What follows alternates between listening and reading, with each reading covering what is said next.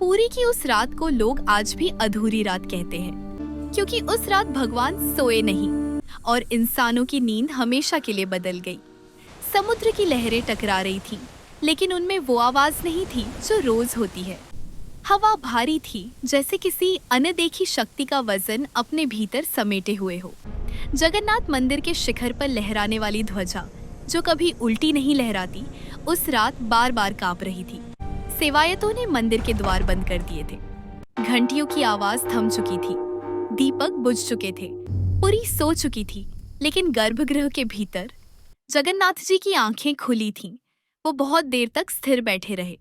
उनकी आंखों में न क्रोध था, न प्रसन्नता, बस एक ऐसा भाव था जो केवल तब आता है जब भगवान को निर्णय लेना होता है।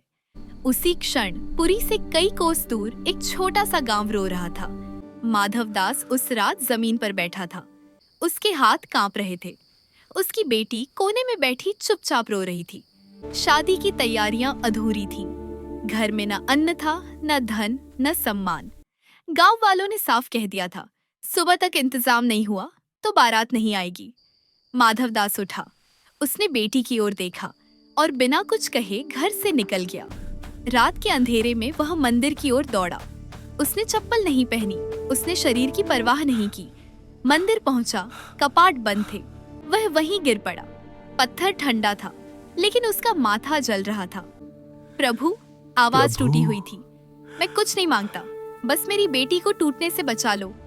उसका सिर पत्थर से टकराया, खून बहा और उसी खून के साथ एक ऐसी पुकार निकली जिसने गर्भगृह को हिला दिया। जगन्नाथ जी ने अपनी आंखें बंद की एक पल के लिए और फिर उन्होंने सिंहासन की ओर देखा।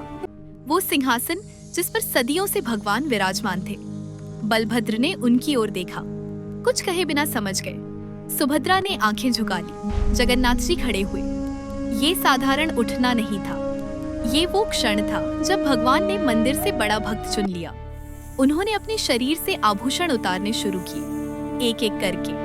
हर आभूषण गिरते समय ऐसा लगा जैसे कोई युग टूट रहा हो। जैसे ही उन्होंने गर्भगृह की देहरी पार की, मंदिर की दीवारों में हल्की कंपन हुई।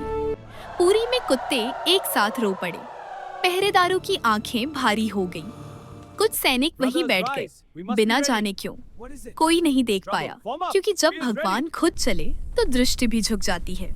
यह भगवान ने मानव रूप धारण किया, साधारण वस्त्र, नंगे पांव, और वो गांव की ओर चल पड़े। रात गहरी थी, लेकिन उनके कदमों से रास्ता खुद बनता जा रहा था। माधवदास के घर का दरवाजा खटखटाया गया। माधवदास कांप उठा। इतनी रात। दरवाजा खोला। सामने एक साधारण व्यक्ति खड़ा था। चेहरे पर अजीब शांति, आंखों में ऐसी गहराई जिसे देखकर डर भी लगता था और भरोसा भी। उसने बिना कुछ कहे एक थैला रखा और बस इतना बोला, जिसे सच्चे दिल से मांगा जाए वो कभी खाली नहीं लौटता। और वह अंधेरे में खो गया। सुबह हुई, सूरज निकला, थैला खोला गया। सोना, इतना सोना जितना कभी माधवदास ने सपने में भी नहीं देखा था। गांव में हड़कंप मच गया। लोग दौड़े, शादी हुई, ढोल बजे, इज्जत बच गई। लेकिन उसी पल पुरी में मंदिर के द्वार खुले और गर्भगृह में सिंहासन खाली था। सेवायत चीख पड़े, लोग दौड़े।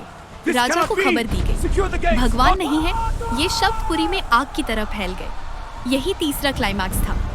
राजा गजपति महाराज ने मुकुट उतार दिया।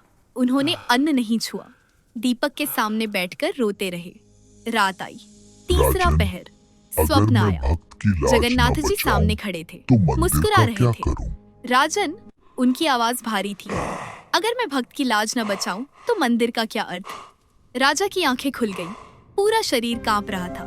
तीसरे दिन लोग मंदिर पहुंचे और वहां जगन्नाथ जी सिंहासन पर थे, लेकिन उनके पैरों में मिट्टी लगी थी। ये चौथा और सबसे गहरा झटका था।